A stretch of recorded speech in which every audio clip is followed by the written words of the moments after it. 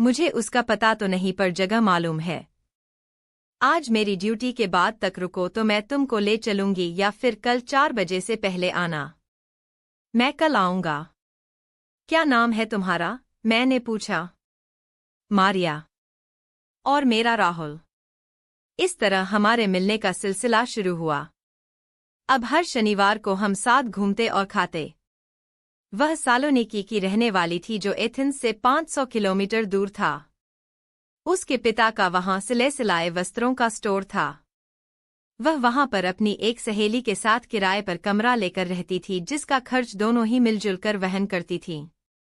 एक दिन बातों बातों में मारिया ने बताया कि उसके पिता भी मूलत भारतीय हैं जो बरसों पहले यहां आकर बस गए थे।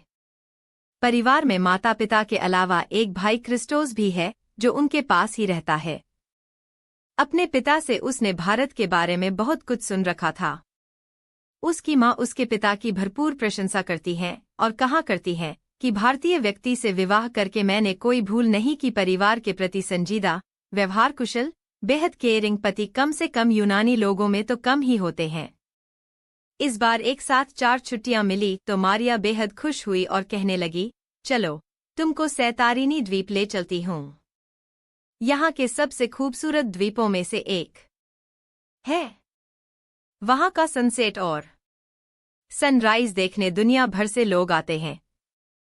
मेरे तो मन में लाखों घंटियां एक साथ बजने लगी कि अब कई दिन एक साथ रहने और घूमने फिरने को मिलेगा। चूंकि साथ रहते रहते वह अब मेरे बारे में बहुत कुछ जान चुकी थी, इसलिए रेस्तरां में खुद ही ऑर्डर करके सामान बनवाती और मुझे उस व्यंजन के बारे में विस्तार से समझाती। मेरी तो जैसे दुनिया ही बदल गई थी। हर चीज इतनी आसान हो गई थी कि मुझे अब एथेंस में रहना अच्छा लगने लगा था। मारिया के साथ गुजारी गई उन छुट्टियों को मैं कभी नहीं भूल सकता। मैंने यह भी महसूस किया कि उसको भी मेरा साथ अच्छा लगने लगा था। होटल में हमने अलग अलग कमरे लिए थे पर उस शाम मारिया मेरे कमरे में आकर मुझसे बुरी तरह लिपट गई और चुंबनों की बौछार कर दी। मैं भी उसे चाहने लगा था, इसलिए सारा संकोच त्याग कर उसे कसकर पकड़ लिया और वह सब कुछ हो गया जो नहीं होना चाहिए था। हम एक दूसरे के और करीब आ गए। दिन बीतते गए। एक दिन मारिया ने बताया कि उसकी रूम पार्टनर वापस अपने शहर जा रही है। मारिया अकेली उस फ्लैट का किराया नहीं दे सकती थी और मुझे भी एक रूम की तलाश थी, सो मैं होटल से सामान लेकर उसके साथ रहने लगा। एक दिन मारिया ने कहा कि वह मुझसे शादी करना चाहती है। नैतिक तौर पर यह मेरी जिम्मेदारी थी क्योंकि मैं भी उसे अब उतना ही चाहने लगा था जितना कि वह। पर तुरंत मैं कोई फैसला नहीं कर सका। मैंने कहा, मारिया, मैं तुम्हें चाहता हूं, फिर भी एक बार अपने घरवालों से इजाजत ले लूं तो। इजाजत? वह थोड़ा माथे पर त्योरियां चढ़ाते हुए बोली, तुम सब काम उनकी इजाजत लेकर करते हो, मेरे साथ घूमने और रहने के लिए भी इजाजत ली थी क्या? खाना खाने, रहने, सोने के लिए भी उनकी इजाजत लेते हो क्या? ऐसी बात नहीं है मारिया, मैं भारतीय हूँ। इजाजत न भी सही पर उनको बताना और आशीर्वाद लेना मेरा कर्तव्य है। मैंने उसे समझाने की कोशिश की, यह हमारी परंपराएं हैं। ये परंपराएं तुम ही निभाओ, मारिया बोली। मेरी बात का सीधा उत्तर दो क्योंकि मैं तुम्हारे बच्चे की मां बनना चाहती हूँ। एकदम सीधा सीधा वाक्य उसने मेरे ऊपर थोप दिया। मुझे उससे इस तरह के उत्तर की अपेक्षा नहीं थी। मैंने मम्मी पापा को यह सब बताया तो वे नाराज हो गए और मैं कितने ही दिन तक उनके रूठने मनाने में लगा रहा। फिर जब मैंने बताया कि लड़की के पिता भारतीय मूल के हैं तो उन्होंने बड़े अनमने मन से इस रिश्ते को स्वीकार कर लिया। कुछ ही दिनों बाद पता चला कि मेरी छोटी बहन की शादी तय हो गई है। मेरा मन भारत जाने के लिए एकदम विचलित हो गया। इसी बहाने मुझे छुट्टी भी मिल गई और भारत जाने को टिकट भी। मैंने यह सब मारिया को बताया तो वह भी साथ चलने की तैयारी करने लगी, लेकिन जाने से ठीक एक दिन पहले मारिया को न जाने क्या सूझा कि उसने मेरे साथ जाने से मना कर दिया। मैंने नाराज होकर मारिया को कहा कि ऐसे कैसे तुम मना कर रही हो? राहुल, मैं अब भारत नहीं जाना चाहती, बस। परंतु मारिया, मैंने वहां सबको बता दिया है कि तुम मेरे साथ आ रही हो, सब लोग तुमसे मिलने की राह देख रहे हैं। सच, तुम भी वहां चलकर बहुत खुश होगी। मुझे नहीं जाना तो जबरदस्ती क्यों कर रहे हो? वह उत्तेजित होकर बोली। मैं मायूस होकर रह गया। मैं यह बात अच्छी तरह जानता था कि मारिया अब मेरे साथ नहीं जाएगी, क्योंकि जिस बात को वह एक बार मन में बैठा ले उस पर फिर से विचार करना उसने सीखा नहीं था। सुबह काम करने वालों के शोर के साथ ही मेरी निद्रा टूटी। बहन की शादी की घर पर चहल पहल तो थी ही। बहन को विदा करने के साथ साथ मैं भी पूरा थक चुका था। जब से यहाँ आया ठीक से माँ बाबूजी के पास बैठ भी नहीं सका।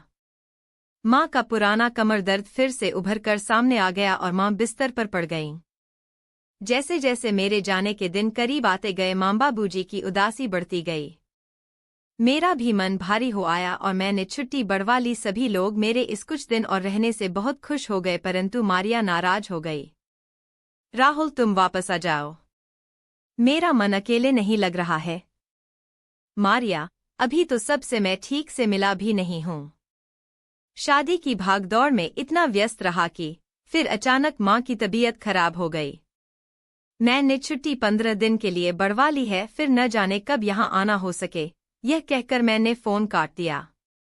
कुछ दिनों बाद मारिया का फिर फोन आया। वह थोड़ा गुस्से में थी। अब क्या हुआ? मैंने थोड़ा खींच कर पूछा। पापा ने रविवार को मेरे और तुम्हारे लिए एक पार्टी रखी है और उसमें तुमको आना ही पड़ेगा, वह निर्णायक से स्वर में बोली। मारिया, तुम समझती क्यों नहीं हो? मैंने थोड़ा गुस्से से कहा।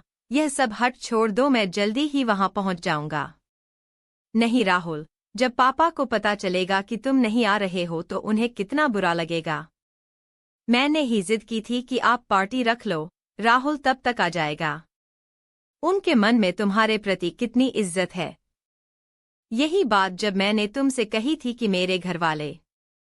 वह बात और थी डार्लिंग। मारिया बात को टालने की कोशिश करती रही। नहीं, वह भी यही बात थी। सिर्फ सोच का फर्क है। हमारी परंपराएं इसीलिए तुमसे अलग हैं। संयुक्त परिवारों की परंपराएं और एक दूसरे की भावनाओं का आदर करना ही हमारी सबसे बड़ी धरोहर है। देखो राहुल, तुम जानते हो कि यह सब मुझे बर्दाश्त नहीं है। एक बार फिर सोच लो कि रविवार तक यहाँ आ रहे हो या नहीं। मैं नहीं आ रहा हूँ, मैंने स्पष्ट कहा। फिर इस ढंग से तो यह रिश्ता नहीं निभ सकता। मुझे अब तुम्हारी जरूरत नहीं है, मारिया तेज स्वर में बोली। मैं भी यही सोच रहा हूँ मारिया की जो लड़की परिवार में घुल मिल नहीं सकती, मुझे भी उसकी जरूरत नहीं है। मैं उनमें से नहीं हूँ कि विदेशी नागरिकता लेने के लिए अपनी आज़ादी खो दूँ। अच्छा है मेरी तुमसे शादी नहीं हुई। मुझे आज लग रहा है कि उससे अलग होकर मैंने कोई गलती नहीं की है। माँ बाबूजी की आंखों में मैंने अजीब सी चमक देखी है। अपनी कंपनी से मैंने अपने देश में ही ट्रांसफर करा लिया है।